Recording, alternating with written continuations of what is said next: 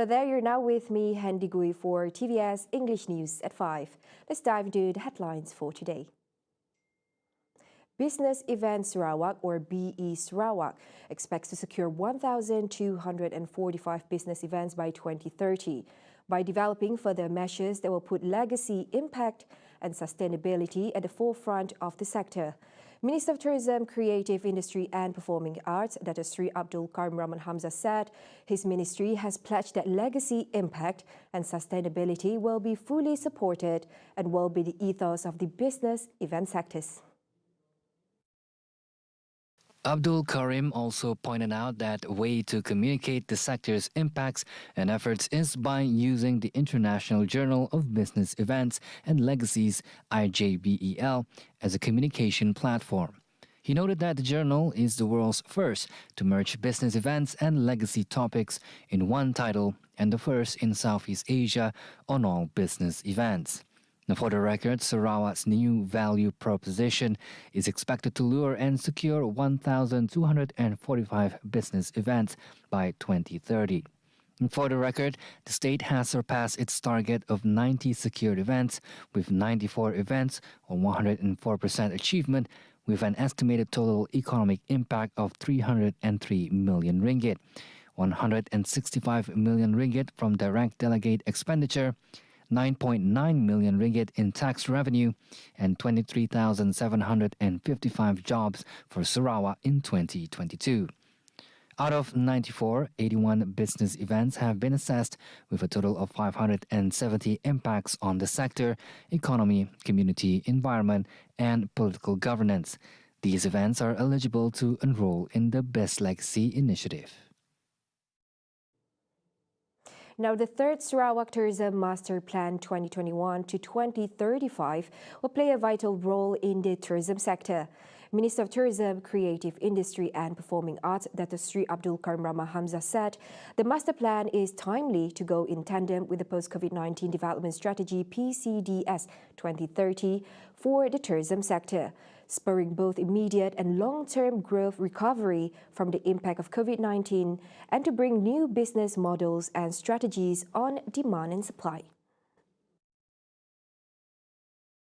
The plan aims to increase the number of visitors to Sarawak from a baseline of 4.6 million visitors and ringgit Malaysia 11.6 billion in tourism receipts in 2019 to 12.7 million visitors, contributing economic returns of ringgit Malaysia 50 billion by 2035. This is in line with the aspiration of PCDS 2030. Adding to that, Karim pointed out that the tourism sector has been identified as one of the sectors that is crucial to the state's economy. As such, Sarawak aims to become a major destination in ecotourism by 2030, especially through business events in the ASEAN region, which are driven by the community to preserve their heritage, culture, and biodiversity, in addition to encouraging investment and development. Meanwhile, the Ministry of Tourism, Creative Industry and Performing Arts has set its sight on achieving a target of 3 million visitor arrivals to Sarawak next year. Karim added that with the goal, the ministry aims to generate about 7.25 billion ringgit in tourism receipts. Adding further, he said that the goal is in line with the performance and trends over the past few months. While international tourism slowly bounces back, domestic tourism will continue to drive the recovery of the state tourism industry. Meanwhile, Karim is confident that Sarawak will receive an estimated 1.8 million visitors by the end of the year, surpassing the target of 1.2 million visitors for this year. On another note, he said as of January to October this year, visitors' arrivals into the state increased by 1,118.41% to 1,378,017 as compared to the same corresponding period in 2021. After the unprecedented decline in the year 2020 and 2021, international tourism is expected to continue its gradual recovery in the year 2022, as an increasing number of destinations ease or lift travel restriction. He said this in his ministerial winding-up speech at the State Legislative Assembly Dune sitting today, November 30th. On a separate note, Karim said Hong Kong residents make up the most number of applications for the Sarawak Malaysia My Second Home SMM2H program. He said since it was improved, 5 countries have applied, namely Hong Kong, the United States, the United Kingdom, Singapore, and Japan. For the past 16 years, that is from the year 2007 until 2022, we have approved a total number of 1,689 participants. Since the implementation of the Sarawak Malaysia My Second Home Enhanced Requirement and Regulation in 2022, a total of 356 applications have been approved, which indicated a big jump of 1,218.52% compared to the same corresponding period in the year 2021. He elaborated that these applications comprise 58 residents from Hong Kong, 54 from the United States, 49 from the United Kingdom, 38 from Singapore, and 32 from Japan. He added that the program has been improved through some new requirements effective September 1st, 2022.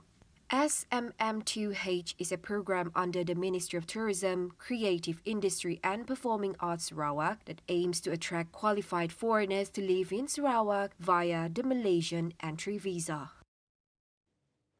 Sarawak is set to be the first in the world to have an International Journal of Business Events and Legacies, or IJBEL. As such, this will position Sarawak as the first destination in Malaysia to embark on the Global Destination Sustainability Index for business events and tourism. This was announced by the Business Events Sarawak B Sarawak Chairman Dato Sri Abang Haji Abdul Karim Tun Dato Abang Haji Openg, whose tech speech was read by B Sarawak Chief Executive Officer CEO Amelia Rosiman. Abdul Karim pointed out that previously the business events sector are purely business tourism, which is defined as the act of counting hotel rooms, counting the number of arrivals, as well as adding value through arranged tours and leisure activities. He noted that the benefits of business events are biodiversity conservation, protecting heritage values, actively improving healthcare and education, as well as growing industries and sectors which provide jobs for the local communities while generating revenue. IJBEL contains 6 academic papers, 4 industry papers, and a special note on topics such as hybrid events, managing sustainable events in an urban destination, and holding business events in times of crisis. The journal is a collaboration between B Sarawak, the Ministry of Tourism, Creative Industry and Performing Arts, Curtin University Malaysia, Curtin Malaysia, University Technology Mara UiTM Sarawak, International Congress and Convention Association ICCA, and Sarawak Research Society. Sarawak is targeting to reach 1 billion ringgit in shrimp exports by 2030 from the current 400 million ringgit. Minister of Food Industry, Commodity and Regional Development, Dato Sri Dr. Stephen Rundi Utom said, to boost the development of the fisheries industry, his ministry is in the process of identifying other suitable areas to harness the resources along Sarawak's coastline. He added this initiative is aimed at increasing the export volume of aquaculture produced through mass production, such as shrimp, tilapia, and sea bass. Development of the fisheries sector will also be enhanced through the involvement of Sarawak State Farmers Association, PPNS. He explained that the Sarawak government has approved a sum of 52 million ringgit for the development and upgrading of infrastructure and facilities at Lobastoh Aquaculture Park, Rambungan in Kuching Division to boost production of fisheries. He told this to the August House when delivering his winding-up speech today. Dr. Rundi emphasized that agriculture and fisheries industry is one of the export earner sectors which the ministry will put focus on apart from food crops industry.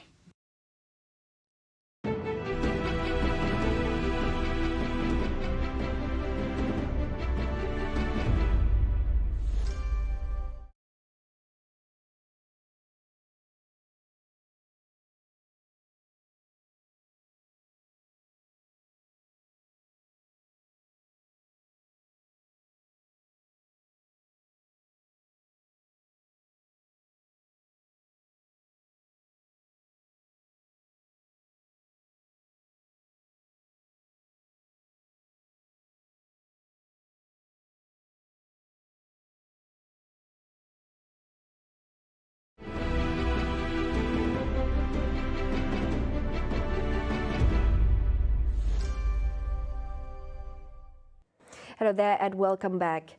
Now, after a 2-year hiatus due to the pandemic, Miri City will now continue its Christmas tradition by organizing the 13th Christmas Parade this December 3rd at City Fan Recreation Park at 5 p.m. This year, the Roman Catholic Church serves as the host, while 40,000 spectators are expected to show. Organizing Chairman Vincent Shim announced that 14 churches will be participating in this year's event. Throughout the years, we have always been trying to figure out how many participants every year. And every year, it keeps on increasing. So just because of the outcome of the 2 years of the MCO, then we hope with great faith that we will still attend the mark of 40,000 people who will walk and together stand on the website to welcome the very event and start to enjoy the hospitality of the city. The parade route will start at Miri City Fan through Sylvia Road, Brook Road, Bendahara Road, Nakoda Gampa Road, South Yuseng Road, North Yuseng Road, Dato' Merpati Road, Kipas Road, and back to Miri City. Special appearances include a foreign delegation from the Philippines led by La Trinidad Mayor Romeo K. Salda, who visited Miri from December 2nd to December 6th in efforts to bolster cooperation in tourism, culture, and agriculture for the cities of Miri and La Trinidad. The annual event began in 2008 with the aim of making it one of the highlight events of Miri City. It is included in the Sarawak Almanac as a tourist attraction based on popularity and its uniqueness. Now wrapping up the 5 p.m. news, Malaysia's official reserve assets amounted to over 470.5 billion ringgit as of end October 2022, in accordance with the International Monetary Fund's Special Data Dissemination Standard Format. In a statement today, Bank Negara Malaysia (BNM) said other foreign currency assets stood at 26 million ringgit. The central bank said the detailed breakdown of international reserves provides forward-looking information on the site, composition and usability of reserves and other foreign currency assets, and the expected and potential future inflows and outflows of foreign exchange of the federal government and BNM over the next 12-month period. BNM said in line with the practice adopted since April 2006, the data excludes projected foreign currency inflows arising from interest income and the drawdown of project loans. Meanwhile, the projected foreign currency inflows amount to $1.94 billion in the next 12 months. BNM said the only contingent short-term net drain on foreign currency assets is government guarantees of foreign currency debt due within 1 year, amounting to $399.4 million. That's all the time we have for TVS News at 5. I'm Handy Gui. Thank you for watching.